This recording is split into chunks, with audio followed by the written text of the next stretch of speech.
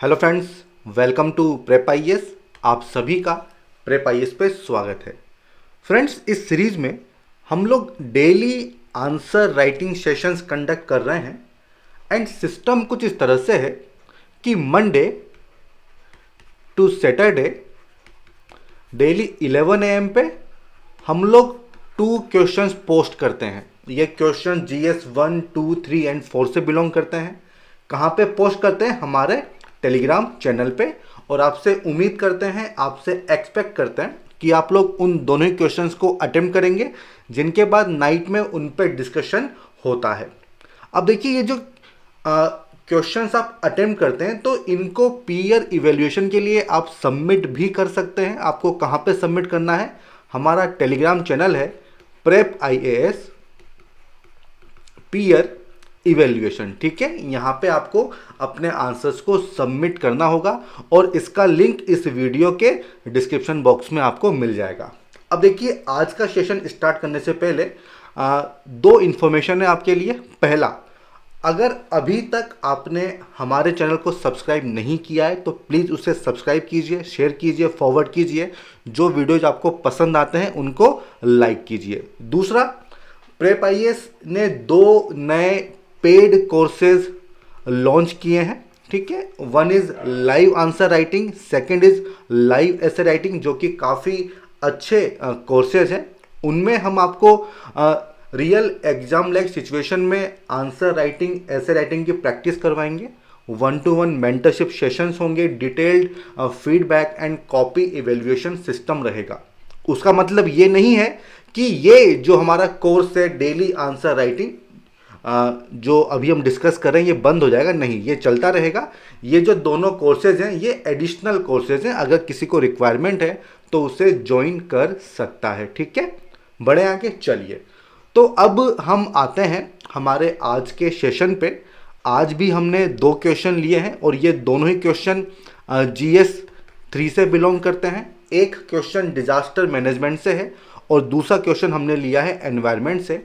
1 bye 1 दोनों को discuss करते हैं। ठीक है, अगर आपका कोई भी डाउट होता है तो आपको कमेंट सेक्शन में लिख के मुझसे पूछना होगा। मैं डेफिनेटली सबका रिप्लाई करूंगा। ये हमारा फर्स्ट सेगमेंट होता है।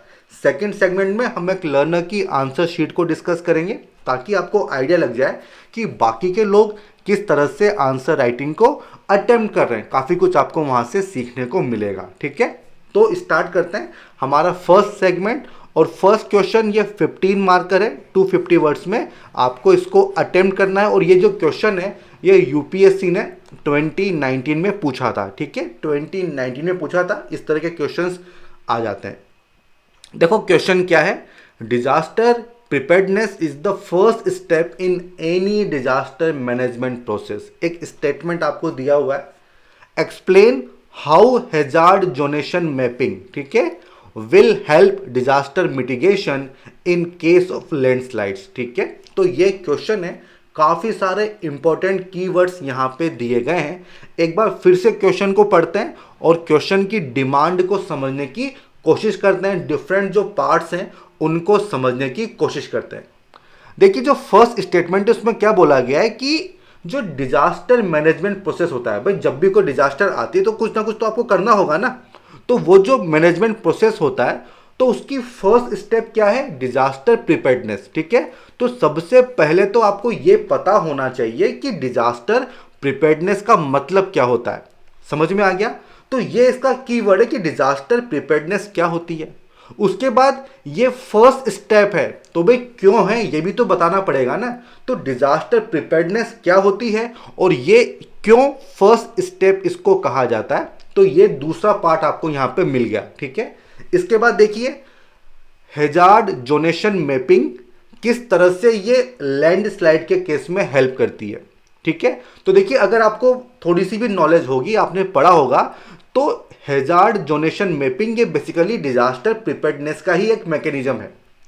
तो लैंडस्लाइड के केस में ये किस तरह से हेल्प करती है डिजास्टर को मिटिगेट करने में, तो ये इसका अगला पार्ट हो जाएगा।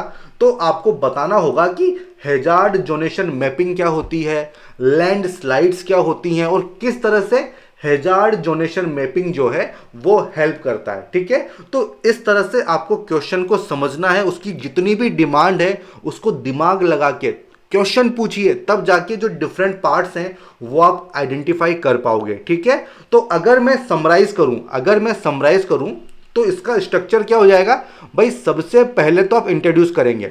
ठीक है, और कैसे करोगे, बता दो कि डिजास्टर प्रिपेयर्डनेस क्या होती है, उसके बाद बता दो कि भाई ये क्यों फर्स्ट स्टेप है, क्वेश्चन में पूछा गया है। देन बता दो कि हैजार्ड जोनेशन मैपिंग क्या होती है, लैंडस्लाइड क्या होता है, और किस तरह से हैजार्ड जोनेशन मैपिंग हेल्प करती है, ये भी क्वेश्चन में पूछा गया है। उसके बाद में आपको कंक्लूड करना होगा। ठीक है, आपको कंक्लूड करना होगा। अब देखिए, जो आपका आंसर है उसकी क्वालिटी को कैसे एनरिच किया जाए, तो देखिए आपके आंसर में कुछ फैक्ट्स होने चाहिए कि इंडिया का कितना परसेंट एरिया लैंडस्लाइड प्रोन है, ये पता होना चाहिए। आप चाहें तो इंडिया का मैप बना सकते हैं, जो एरिया लैंडस्लाइड के लिए प्रोन है उनको आप वहां पे शो कर सकते हैं। आप चाहें तो जो डिजास्टर मैनेजमेंट साइकिल है उसको भी यहां पे मेंशन कर सकते हैं, बहुत अच्छा लगेगा। ठीक है, और मैं हमेशा कहता हूं कि अगर कोई भी डिजास्टर का क्वेश्चन है, अगर वो जो साइकिल है अगर आप उसको फिट कर पा रहे हो तो बहुत अच्छा उसका इंप्रेशन पड़ता है। तो इस तरह से आप अपने आंसर की क्वालिटी को इंप्रूव कर सकते हो। ठीक है, अब हम क्या करेंगे, अब हम करेंगे वन बाय वन ये जितने भी पार्ट्स हैं इनको डिस्कस कर लेते हैं, क्योंकि देखो मेरा काम तो यहां पे हो गया, क्वेश्चन मैंने आपको बता दिया, उसको किस तरह से समझना है, किस तरह से डिफरेंट पार्ट्स को आइडेंटिफाई करना है, किस तरह से स्ट्रक्चर बनाना है, और किस तरह से आंसर की क्वालिटी को इंप्रूव करना है। अब तो बस कंटेंट वाला इशू है जो आप मुझसे अच्छा जानते हैं। ठीक है, चलिए तो भाई इंट्रोड्यूस कैसे करोगे, बता दो कि डिजास्टर प्रिपेयर्डनेस क्या होती है, और अगर इसकी डेफिनेशन भी आपको नहीं पता है तो भी मत परेशान होइए।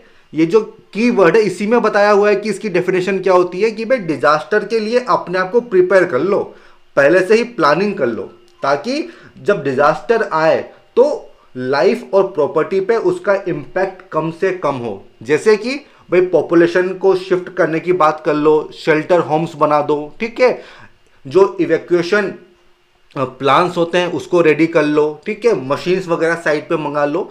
तो ये होता है डिजास्टर प्रिपेयर्डनेस, इसको एक्सप्लेन कर दो। ठीक है, इसके बाद आपको बताना होगा, आप ये दोनों जो डायग्राम है ये आप बना सकते हैं।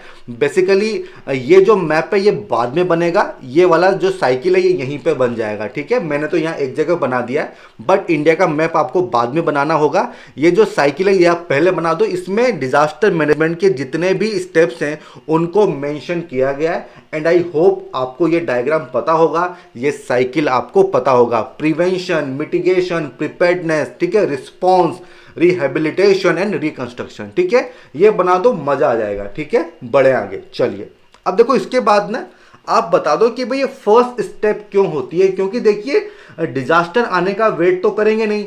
अगर हमें पता है कि इस एरिया में डिजास्टर आ सकती है, इस एरिया की वल्नरेबिलिटी काफी ज्यादा है, तो हम क्या करेंगे, अपने आप को पहले से प्रिपेयर कर लेंगे। किस तरह से, हम रिस्क को असेस कर लेंगे, भाई कौन सा एरिया ज्यादा रिस्की है, कौन सी पॉपुलेशन ज्यादा रिस्की है।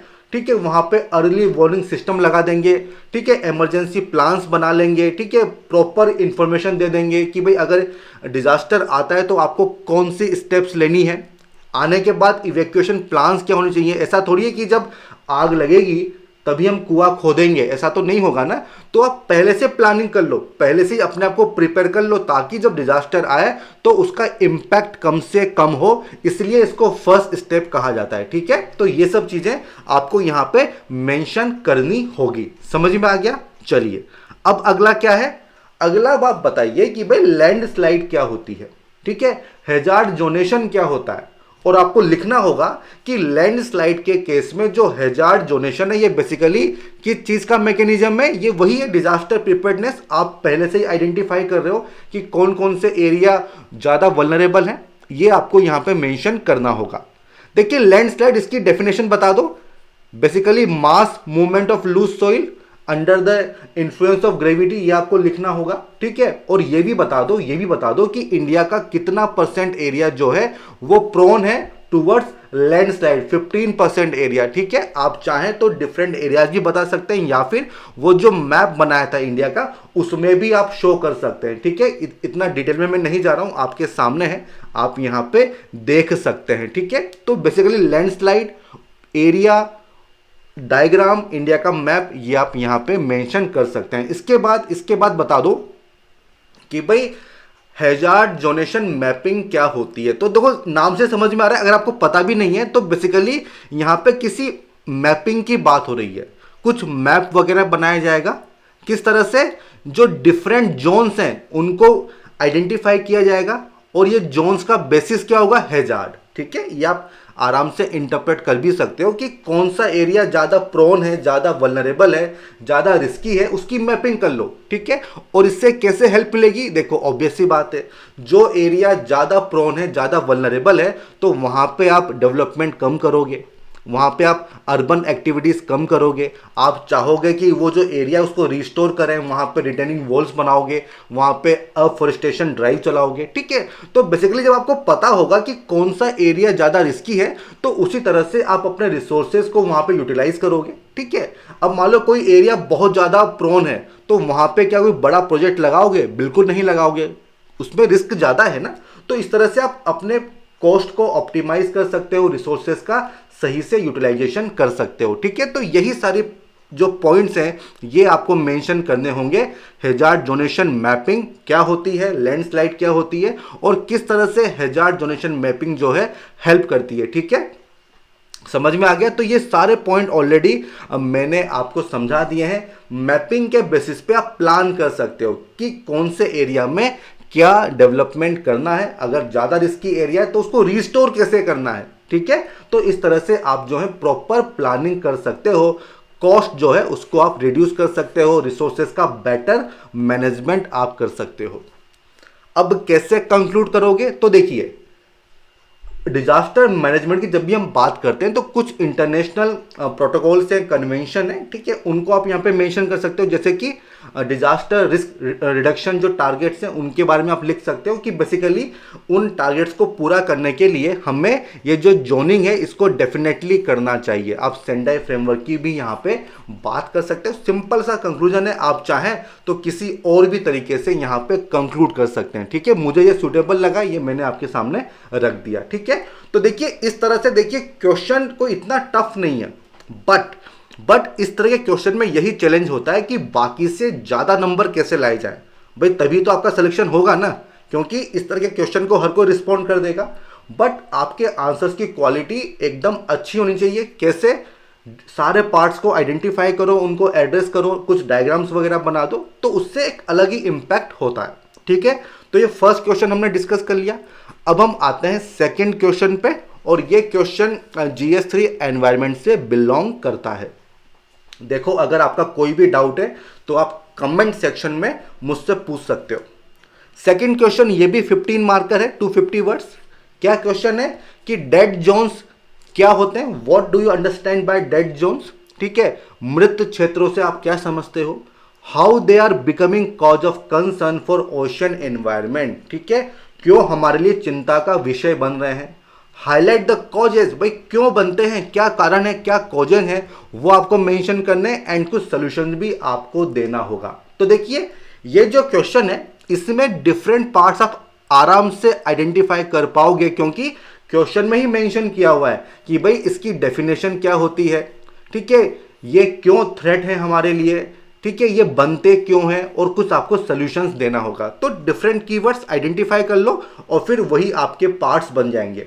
अब देखो इस तरह के क्वेश्चन में आपके पास एग्जाम्पल होने चाहिए, आप मैप बना सकते हो, तो उससे क्या होगा, आपको दूसरों से ज्यादा नंबर मिलेंगे। ठीक है, तो इस बात का भी ध्यान रखना कि औरों से एज कैसे मिलेगी, एग्जाम्पल दो कि भाई डेड जोन्स के एग्जाम्पल क्या है, कोई फिगर दे दो कितना % एरिया है, मैप में ड्रॉ कर दो कि भाई यहाँ पे डेड जोन्स हमें देखने को मिलता है, तो वो बहुत ही अच्छा तरीका हो जाएगा अच्छे आंसर्स को लिखने का। ठीक है, तो भाई इसका जो स्ट्रक्चर है वो तो आप समझ ही पा रहे हो। सबसे पहले इंट्रोड्यूस कर दो, यहां बता देना कि भाई डेड जोन्स या मृत क्षेत्र क्या होते हैं, क्या कारण है जिसकी वजह से उनका फॉर्मेशन होता है, क्यों वो कॉज ऑफ कंसर्न है, उनकी वजह से क्या थ्रेट होते हैं या उनका क्या इम्पैक्ट होता है, ये सारे पॉइंट यहीं पे आएंगे।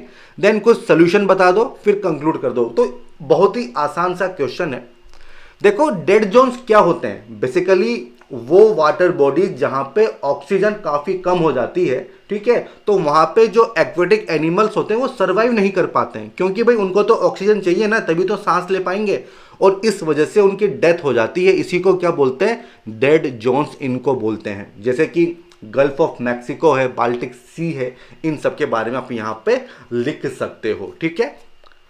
क्या कारण है इनके बनने के, तो देखो आपने पढ़ा होगा यूट्रोफिकेशन के बारे में कि भाई जो वाटर बॉडी है, अगर उसमें ये जो फर्टिलाइजर होते हैं, जो केमिकल्स होते हैं, नाइट्रेट हो गए, फॉस्फोरस एलिमेंट्स हो गए, अगर ये काफ़ी ज़्यादा इनका इनफ्लो हो जाएगा तो उसको क्या कहते हैं, यूट्रोफिकेशन बोलते हैं। और इससे क्या होता है, इससे होता है एल्गल ब्लूम, ठीक है। और जब इनकी डेथ होती है, भाई काफ़ी सारी क्वांटिटी है, जब इनकी डेथ होगी तो फिर इनका डीकम्पोजिशन होगा।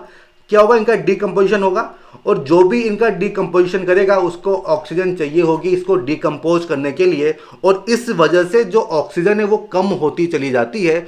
और जब ऑक्सीजन ही कम है तो भाई सांस कहाँ से लोगे, ठीक है, तो डेथ हो ही जाएगी, आप सर्वाइव नहीं कर पाओगे, ठीक है। तो मेनली जो ह्यूमन जो यहाँ पे एक्टिविटीज़ हैं उसकी वजह से डेड जोन्स बनते हैं। कुछ नेचुरल कारण भी हैं, जैसे कि आप यहाँ पे विंड पैटर्न्स की बात कर सकते हो, ओशियन करंट्स की बात कर सकते हो, आप यहाँ पे क्लाइमेट चेंज की बात कर सकते हो भाई, क्योंकि टेम्परेचर बढ़ रहा है और आप जानते हैं कि जो वार्म वाटर होता है, जो गर्म पानी होता है, तो उसमें ऑक्सीजन की सोल्यूबिलिटी काफ़ी कम हो जाती है, ठीक है। तो ये पॉइंट भी आप यहाँ पे लिख सकते हो। समझ में आ गया, मैं यहीं पे समझा दे रहा हूँ कि क्वेश्चन की क्या डिमांड है, ठीक है। देन कॉज ऑफ कंसर्न, भाई अगर डेड जोन होगा तो वहां पे एक्वेटिक एनिमल्स नहीं होंगे, तो वो हमारे लिए चिंता का विषय क्यों है, क्योंकि जो बायोडाइवर्सिटी है वो खत्म हो रही है। देन इकोनॉमिक एक्टिविटीज, हम डिपेंडेंट है ना भाई, फिश होंगी तो फिश पकड़ेंगे, उसको बेच देंगे, खा लेंगे, तो हमारी इकोनॉमी उस पर डिपेंड करती है। जब डेड जोन होगा तो जो फिशिंग जोन है वो खत्म हो जाएंगे, आप टूरिज्म की बात कर सकते हो, वो खत्म हो जाएगा। देन वो जो डेड फिश हैं अगर उनको हमने खा लिया तो भाई वो जो केमिकल्स हैं वो हमारे अंदर आ जाएंगे, तो जो ह्यूमन हेल्थ है उस पर भी इसका इम्पैक्ट होगा। तो ये इस वजह से कॉज ऑफ कंसर्न है। देन सजेस्टेड मेजर्स, क्या सोल्यूशन दोगे, भाई ये होता क्यों है कि भाई केमिकल्स आ रहे हैं ओशियन बॉडीज में, तो भाई ये जो केमिकल्स हैं ये ना आ पाए, तो आप बता दो कि भाई ये केमिकल्स कहाँ से आते हैं, फर्टिलाइजर, एग्रीकल्चर, तो वहाँ पे हमें सही से यूज़ करना चाहिए। नाइट्रेट्स, फॉस्फोरस, इनका ऑप्टिमम यूटिलाइजेशन करना चाहिए, इकोनॉमिक यूज़ करना चाहिए। जो इंडस्ट्रीज हैं उनका जो सीवेज, उनका जो वेस्टेज होता है उसको ट्रीट करो, सीवेज को ट्रीट करो, तभी वो बॉडीज में आना चाहिए। कुछ अल्टरनेटिव सॉल्यूशंस ढूंढिए। तो ये सारे पॉइंट आप यहाँ पे सजेस्ट कर सकते हैं, ठीक है।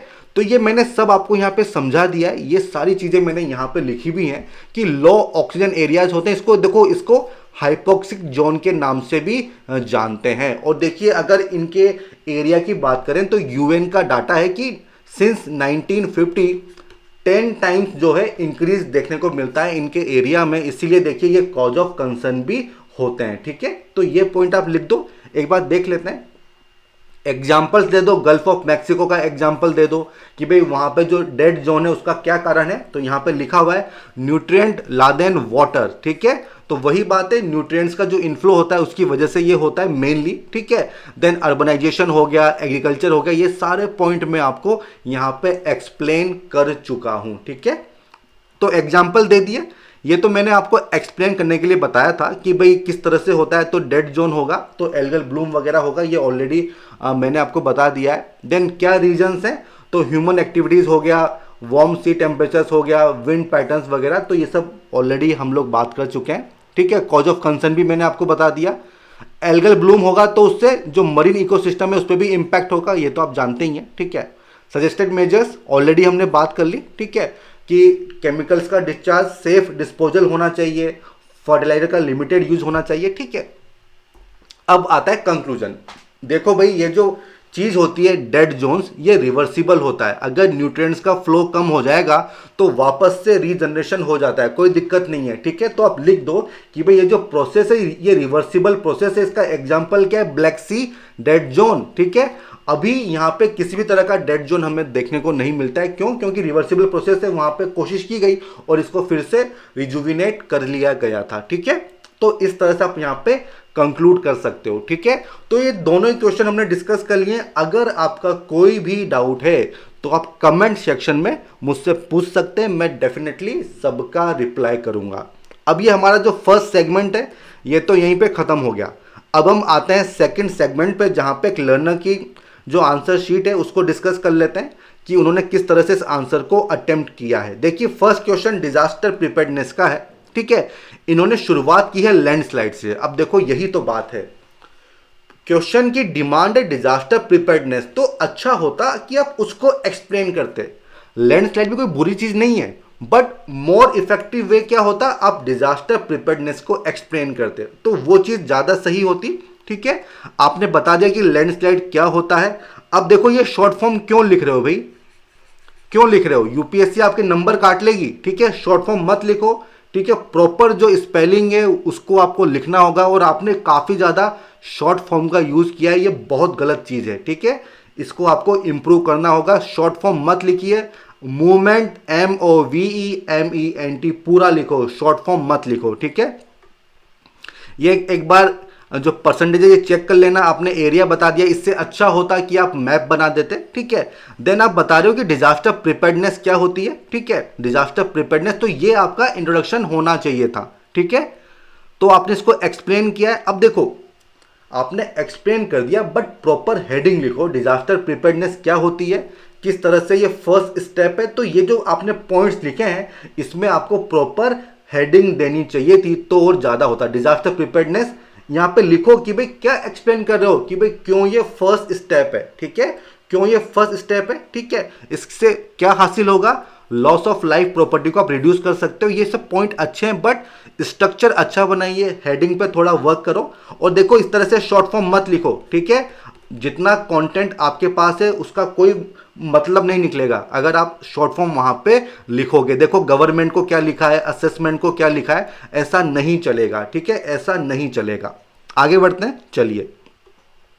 देन लिखा है जोनल मैपिंग। भाई प्रॉपर हेडिंग लिखो ना, हैजार्ड जोनेशन मैपिंग, तो वो प्रॉपर हेडिंग आपको लिखनी चाहिए। अगेन कंटेंट सही है, बट ये जो शॉर्ट फॉर्म आपने लिखी है ये नहीं चलेगी। ठीक है, देन आपने लिखा है, हेडिंग नहीं दी है कि आप क्या यहां पे एक्सप्लेन कर रहे हो। ठीक है, हेडिंग दो कि भाई ये किस तरह से हेल्प करेगा मिटिगेशन में, तो प्रॉपर हेडिंग यहां पे होनी चाहिए। और देखो, आपने जो 4 पॉइंट लिखे हैं तो ये 2 पॉइंट तो सेम हो गए, तो ऐसा मत करो। ठीक है, ऐसा मत करो, रिपीट मत करो।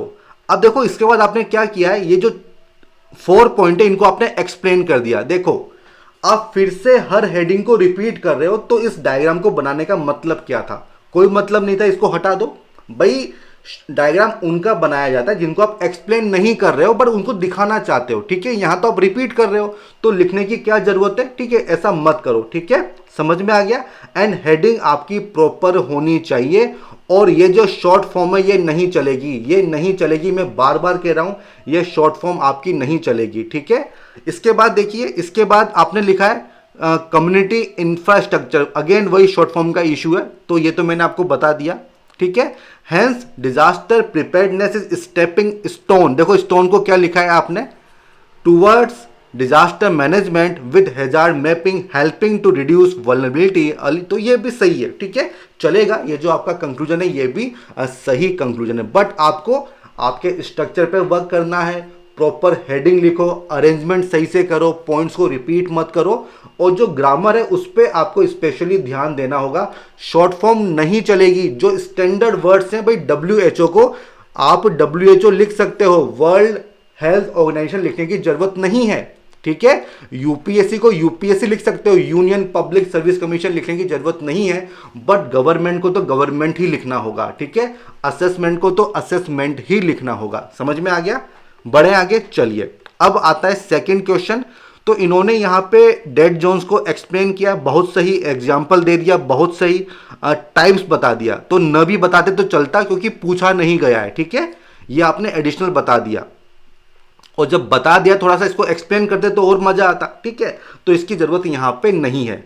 फिर आपने बता दिया कि भाई कॉजेज क्या है। अब भाई कॉजेज क्वेश्चन की डिमांड है, उसको आपने इतनी सी लाइन में निपटा दिया, तो आपको नंबर मिलेंगे क्या? नहीं मिलेंगे, बहुत कम मार्क्स आपको मिलेंगे। देखिए जो क्वेश्चन की डिमांड होती है उसको अच्छे से एक्सप्लेन करो। ये जितने भी पॉइंट आपने लिखे हैं तो 1 से 2 लाइन में इनको आपको एक्सप्लेन करना चाहिए था, इनको आपको एक्सप्लेन करना चाहिए था। आपको यहाँ पे जो एग्जांपल्स हैं गल्फ ऑफ मैक्सिको, इनको भी थोड़ा सा 1-2 लाइन में बता देते हैं कि भाई क्यों यहाँ पे डेड जोन बन रहा है, ठीक है, समझ में आ गया। यूट्रोफिकेशन लिखा है तो भाई यही तो एक्सप्लेन करना है, वो तो आपने छोड़ दिया। उसके बाद आपने ये वर्ल्ड मैप बनाया है, ये बहुत सही है। थोड़ा इसको ना और शॉर्ट में थोड़ा कंसाइसली यहाँ पे बना देते तो और ज़्यादा अच्छा रहता है। ये जो आपका स्पेस था इसको आप यूटिलाइज कर लेते, ठीक है, इस बात का ध्यान रखना। अब आपने बताया इफेक्ट, तो भाई किसका इफेक्ट है? पूरी हेडिंग लिखो ना, इफेक्ट ऑफ डेड जोन्स, ठीक है। बाकी पॉइंट आपके सारे सही हैं, पॉइंट आपके सारे सही हैं, कोई इसमें इशू नहीं है। देन आपने लिखा है मेजर्स, तो भाई मेजर्स किस चीज़ के मेजर्स हैं? तो प्रॉपर हेडिंग आपको लिखनी चाहिए। और ये जो मेजर्स आपने लिखे हैं भाई, ये कोई आप अपने नोट्स तो बना नहीं रहे हो कि आप अपने रजिस्टर में नोट्स बना रहे हो, आप तो प्रॉपर आंसर लिख रहे हो। तो थोड़ा एक्सप्लेन करो भाई न्यूट्रिएंट मैनेजमेंट क्या कहना चाह रहे हो, कि भाई जो एग्रीकल्चर में फर्टिलाइजर है उनका सही से यूज होना चाहिए, इंडस्ट्रीज की बात कर लो, ठीक है। तो बेसिकली इनको एक्सप्लेन करो। देखो क्या लिखा है, कवर क्रॉप्स, तो क्या होता है ये? मुझे तो पता नहीं है, थोड़ा मुझे समझाओ ना। बफर्स, किस चीज की बफर की बात कर रहे हो? कंजर्वेशन टिलेज, मतलब इसका मतलब क्या होगा? थोड़ा एक्सप्लेन आपको करना चाहिए 1 से 2 लाइन में, वरना इनका कोई मतलब नहीं है, इनका कोई मतलब नहीं है अगर आप इसको सही से एक्सप्लेन नहीं करते हो, ठीक है। देन आपने कंक्लूड किया है, तो भाई कभी भी ऐसे हेडिंग नहीं लिखनी है कंक्लूजन, ठीक है। वे फॉरवर्ड हेडिंग लिख दो, बट इंट्रोडक्शन एंड कंक्लूजन ये हेडिंग कभी भी नहीं लिखनी है। फिर आपने क्या लिखा है? एस्टिमेट 10% और more ocean around the world are now dead zone. देखो ये जो आपकी परसेंटेज है इसको चेक करो, ठीक है, ये परसेंटेज सही नहीं है। Its impact is very dangerous, ये तो ऑलरेडी आपने बता दिया ना। There is a need for proper implementation of measures to reduce its impact. देखो इतना ही लिख देते तो सही रहता, ठीक है, इतना बड़ा लिखने की जरूरत नहीं थी। हालांकि इसमें भी इंप्रूवमेंट पॉसिबल है, ठीक है, वो ऑलरेडी मैंने आपको बता दिया है, ठीक है। तो कोशिश करो कि जो आपका इंट्रोडक्शन होता है, जो कंक्लूजन होता है, ये छोटे से छोटा हो, काफी ब्रीफ में होना चाहिए। जैसे कि अगर 10 मार्कर है तो 2 से 3 लाइंस काफी हैं, और अगर 15 मार्कर है तो भाई 3 to 4 लाइंस, इससे ज्यादा मत लिखो, अदरवाइज क्या होगा, आपका ही टाइम वेस्ट होगा, स्पेस वेस्ट होगा, ठीक है। तो ये दोनों ही क्वेश्चन यहाँ पे हो गए। अब देखो अब क्या करना है, अगर आपका कोई भी डाउट है तो आप कमेंट सेक्शन में मुझसे पूछ सकते हो। अगर आपको ये वीडियो पसंद आया हो तो इसको लाइक करना मत भूलना, शेयर करो, सब्सक्राइब करो, फॉरवर्ड करो, ताकि जो आपके फ्रेंड्स हैं वो भी हमारे इनिशिएटिव से जुड़ सकें, ठीक है। तो चलिए फ्रेंड्स, हम फिर मिलेंगे, तब तक के लिए all the best, good bye.